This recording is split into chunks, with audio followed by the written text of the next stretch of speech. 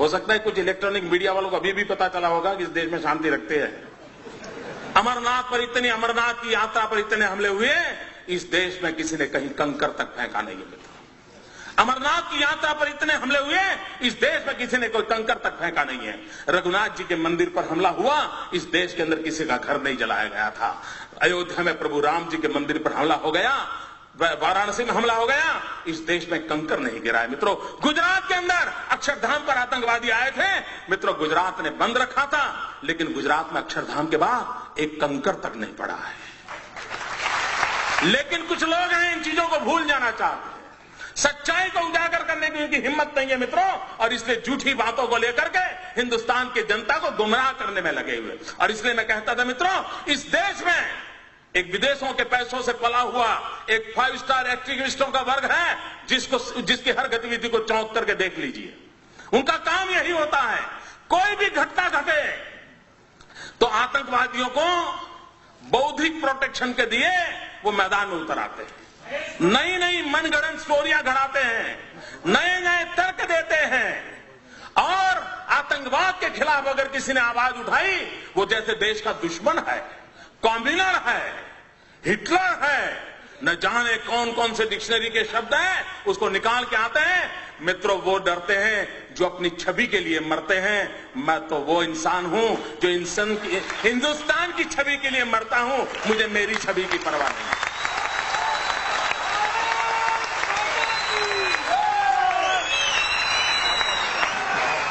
क्या करना है इमेज को दोस्तों, किसके लिए इमेज? फुलमालाएं पहनने के लिए? मैं पत्थर खाने के लिए तैयार हूं अगर मैं मेरे देश के किसी नागरिक की रक्षा कर सकता हूं।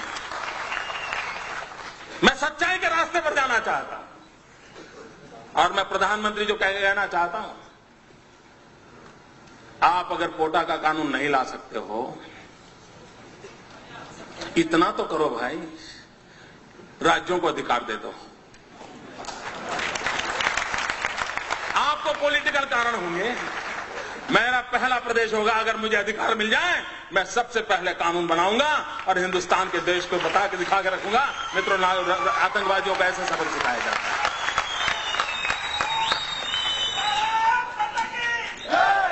कुछ तो हिम्मत दिखाओ भाई, लोग बेमौत मर रहे हैं और आप अपनी राजनीति पर उतारू हैं, देश के भविष्य की आपको चिंता नहीं है। और मित्रों, कैसी हरकतें हो रही हैं, आतंकवाद ऐसे नहीं बढ़ रहा है। आतंकवादियों के हौसले उतने बुलंद नहीं है जितने रास्ते तैयार कर देते हैं जो आतंकवादियों को चलने काम आ रहे हैं। मुझे बताइए, गुजरात के अंदर एक इशरत जहान नाम की लड़की को, आतंकवादी लड़की को, हमारी पुलिस के साथ एनकाउंटर हो गया, अब उसको मार गिराया। आपको मालूम होगा वो दिन, याद कीजिए, सारे दुनिया के 5 स्टार एक्टिविस्ट मोदी पर टूट पड़े थे साहब कि एक नौजवान लड़की को मार दिया, निर्दोष लड़की को मार दिया, गोली से भून दिया। ये खुद आतंकवादी है, यहां तक चले गए। इतना ही नहीं मित्रों, इस प्रदेश के अंदर 5 स्टार एक्टिविस्ट, कुछ मीडिया के मित्रों ने उसे एक बहुत बड़ी शहीद के रूप में उसकी जनाजा निकाला था। चद्दर चढ़ाने चले गए थे, चद्दर चढ़ाने चले गए थे, और एक पार्टी के नेता 1 लाख रुपया देकर के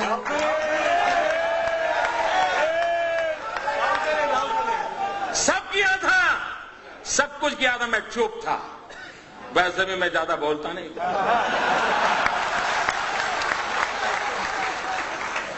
मैं सही जगह पर, सही भाषा में, सही समय पर बात करने का आदमी। सुबह शाम चीख कर अखबार की जगह खराब करने की मुझे आदत नहीं।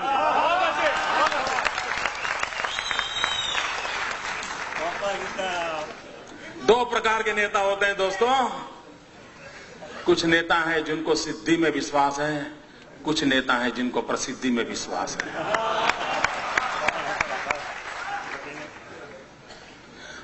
और जब 3 दिन के बाद ग्वाजा टाइम्स, जो लश्कर तोयबा का एक मुखपत्र है, उसने एक आर्टिकल लिखा, पाकिस्तान में आर्टिकल छपा कि हमें शान से गौरव हो रहा है कि इशरत जहां जैसी एक लड़की ने हमारे मकसद को पूरा करने के लिए अपने आप को बलि चढ़ा दिया। जब पाकिस्तान में तब जाकर के चुप हो गए, फिर पता नहीं उनकी वो रिकॉर्ड की वो कैमरा वाली चीजें कहां चली गई, वो चद्दर चढ़ाने वाले कहां चले गए, सारा खो गए। चुप है, 2 साल इतने साल हो गए चुप है, कोई पूछने वाला नहीं उनको। अगर मैंने ऐसी गलती की होती तो साहब मेरे बाल नोच लेते, मेरे बाल नोच लेते। इशरत जहां, मित्रों, अभी एक टीवी वाला बता रहा था कि किसी ने किसी लड़की को बम रखते देखा। मैं नहीं जानता वो सत्य क्या है। लड़कियों का उपयोग हुआ था। जिस दिन गुजरात ने इशरत जहां के एनकाउंटर में हत्या की, अगर महाराष्ट्र की पुलिस जाग जाती तो शायद ये लड़कियां बम रखने के लिए मैदान नहीं होती। लेकिन आपको परेशानी है, आपको निर्णय करने नहीं है, आप डरते हो। मित्रों, ये घटनाएं होती है जब ऐसी बयानबाजी होती है, इस प्रकार के जनाजे निकाले जाते हैं, चद्दरें उड़ाई जाती हैं, 1-1 लाख रुपया चढ़ाए जाते हैं, तब जाकर के आतंकवादियों का हौसला बुलंद हो जाता है कि यार कुछ तो अपने रिश्तेदार यहां हैं, अपना काम चल जाएगा। मित्रों, मैं हैरान हूं कांग्रेस पार्टी क्या कर रही है। कोयम्बतूर के अंदर 98 में एक बम धड़ाका हुआ, चुनाव सभा में बम धड़ाका हुआ। अडवाणी जी उस सभा को संबोधित करने के लिए पहुंचने वाले थे। 58 लोग मारे गए,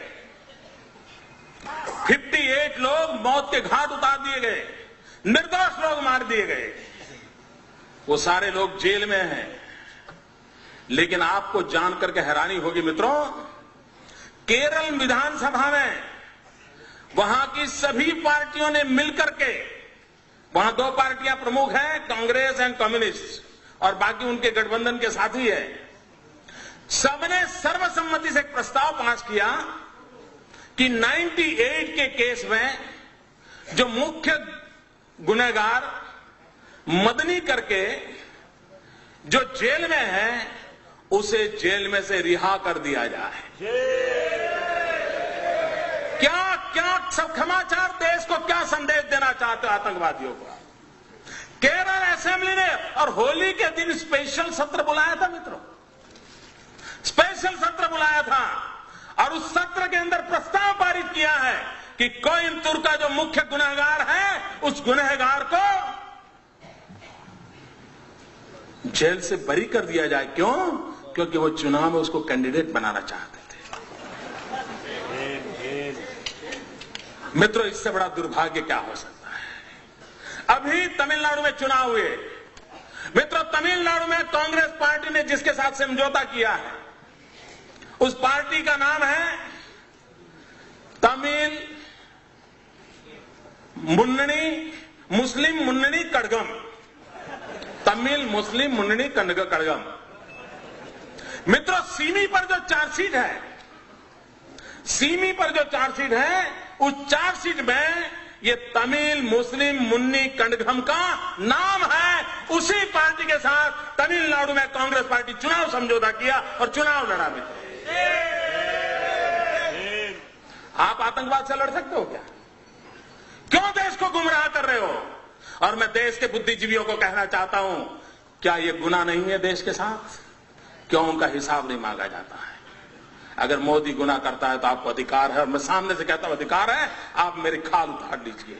लेकिन देश के हित में और लोग जो पाप कर रहे हैं, उनसे भी तो देश को प्रशिक्षित कीजिए। क्या ये दायित्व तो नहीं है हमारा?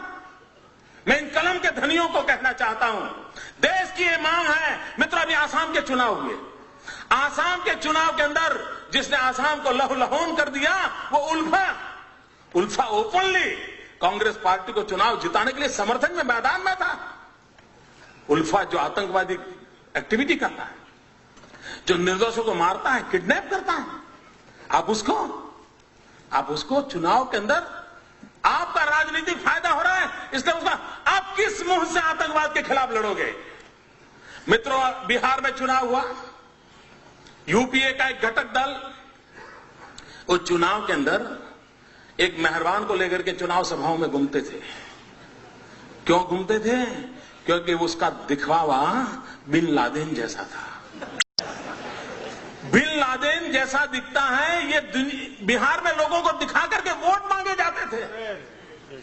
मुझे कल्पना कर सकते हो मित्रों, आज भी हिंदुस्तान में कोई रावण कितना ही शक्तिशाली क्यों न था, लेकिन कोई निकलता है रावण के नाम पर कुछ लेने के लिए। ये बिन लादेन को लेकर के निकलते हैं साहब, और बड़े गौरव से, और टीवी के मित्र भी बड़े शान से बताते थे कि ये देखिए बिल्कुल बिन लादेन जैसे दिखते हैं। पता नहीं उनका किस जन्म का रिश्ता है, मैं नहीं जानता हूं। क्या ये देश की सेवा हो रही है? मित्रों, मेरे भीतर एक आग है, इसलिए मैं बोल रहा हूं। मैं 200 लोगों की मौत देख नहीं सकता दोस्तों। ये मेरा राजनीति नहीं है, ये मेरी राष्ट्र नीति का हिस्सा है। और मित्रों, मैं राजनीति के लिए वादा नहीं किया।